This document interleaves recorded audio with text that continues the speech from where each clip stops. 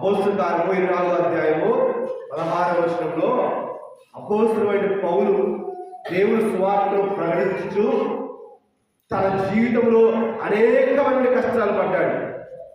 అపోస్తలుడైన సౌలు గురించి తెలుసుగా, సౌలు పౌలుగా మార్చబడి ఆయన దేవుని బిడ్డలంటే కాలుతో తన్ని దేవుడి బిడ్డలను శిక్షించి దేవుడి బిడ్డలను త్రోసివేసి చంపివేడే ప్రయత్నం చేశాడు.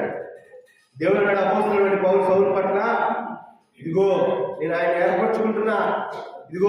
ఏర్పరచుకొని ఆయనకు ప్రతి కష్టమును చూపించి అనేకమైనటువంటి సాక్ష్యాలకు రీతిగా క్రైదనముగా దేవుని బిడ్డగా ఏర్పరచుకున్నానని దేవుడు సౌలు పట్ల, అపోస్తలుడైన పౌలు పట్ల సాక్ష్యం ఇచ్చాడు.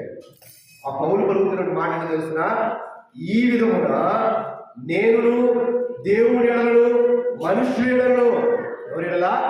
దేవుని ఎడలను మనుష్యుల ఎడలను ఎల్లప్పుడూ నా మనస్సాక్షి నిర్దోషమైనదిగా ఉన్నట్లు అభ్యాసము చేసుకొనుచున్నాను. ఏం చేస్తాడో తెలుసా? తన హృదయాన్ని అంట, తన మనస్సాక్షిని ఈ అపోస్తలుడైన సౌలు తన హృదయాన్ని దేవుని ఎడల మనుష్యుల ఎడల ఏ విధంగా ఎల్లప్పుడూ నిర్దోషమైనగా ఉన్నట్లు నేను అభ్యసించుకుంటున్నాను. మరి నువ్వు ఆ విధంగా చేయించున్నావా? మనుషుల నీ హృదయము, నీ మనస్సాక్షి ఏ రీతిగా ఉందో ఒక ప్రతి క్షణం కూడా నువ్వు ప్రశ్నించుకోవాలి.